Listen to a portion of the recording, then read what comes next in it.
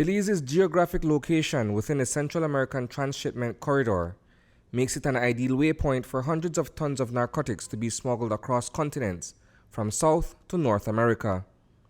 An insatiable appetite for cocaine has seen various means of trafficking being employed, with shipments being freighted by sea, air, and land. There haven't been much overland discoveries. However, a majority of the drugs seized in Belize are either flown in or conveyed by water, en route to Mexico and the United States. More recently, there has been an increase in the number of wet drops, a routine in which bales of cocaine are deposited from an aircraft into the Caribbean Sea to be picked up by boats. The spike in murders at sea is attributed to this illegal activity. Of recent, we have been hearing of wet drops. And we know that whenever there is rumors of wet drops, that people, including fishermen, tends to comb the seas and comb the beaches with a view to find these illegal substances.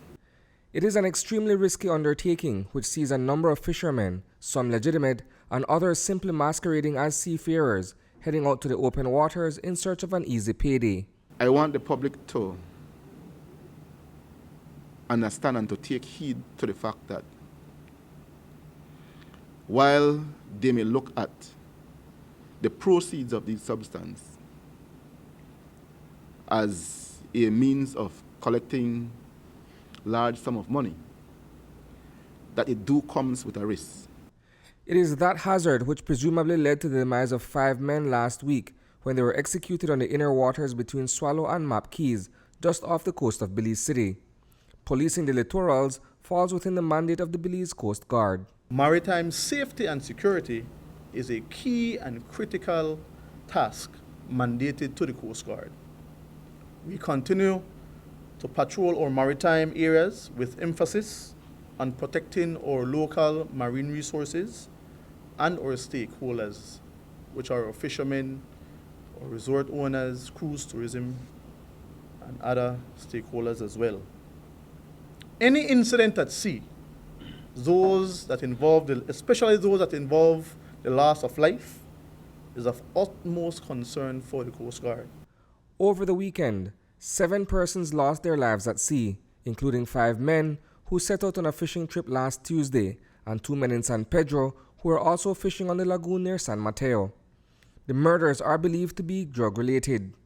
In the case of American tourist Dr. Gary Swank, however, he was simply at the wrong place at the wrong time. In light of the recent incidents, our plan is to increase our presence in the operating environment, of course with our collaboration with the police department and the leadership out in San Pedro,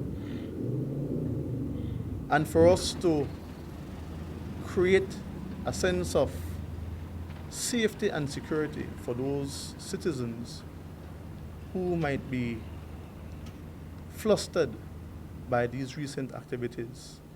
As the Commissioner mentioned, we plan to meet with the key leadership out in San Pedro and look at a structured way forward in how we're going to create a plan in dealing with the illicit activities out in that area. But those illicit activities are not limited to the sea.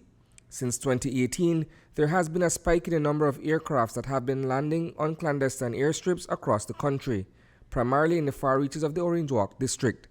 More recently, drug activities have also been recorded near Independence Village, where the refueling of suspected drug planes seem to be taking place. The police were on operation and acting on some information as well. Did police receive any information from any resident in the area of any low-flying aircraft to indicate maybe that that's why those aviation fuel were? No, none was received from the police. However, there is a